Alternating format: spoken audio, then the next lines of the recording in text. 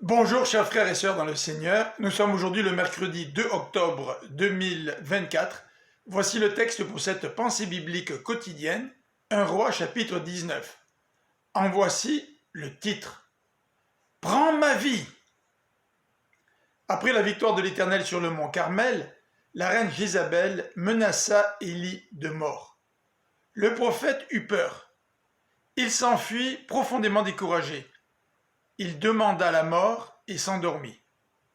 Il espérait probablement que les miracles du feu et du retour de la pluie fassent revenir le peuple à l'Éternel. Ce ne fut pas le cas. Déprimé, il se pensait responsable de cet échec. Voir le verset 4. Pour le sortir de son découragement, l'ange le réveilla et lui demanda de prendre des forces en se restaurant. Puis, Élie se rendit à Horeb. Là, il se plaignit devant Dieu et se lamenta de voir qu'Israël avait abandonné l'alliance avec Dieu malgré tous ses efforts au service de l'Éternel.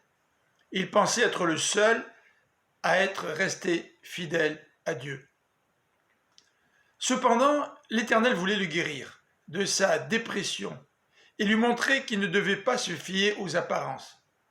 Il décida de rencontrer son prophète non pas au sein d'un vent très violent ou d'un tremblement de terre, mais au milieu d'un bruissement doux et léger. Élie n'est pas tout de suite convaincu, puisqu'il continue à se plaindre, verset 14.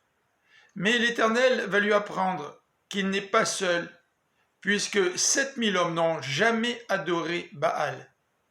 Pour l'encourager et lui prouver qu'il est toujours souverain, Dieu va lui confier la mission d'oindre Hazaël comme roi de Syrie, Jéhu comme roi d'Israël et Élisée pour le remplacer comme prophète. Je vous souhaite une bonne fin de journée, que le Seigneur vous bénisse. À demain.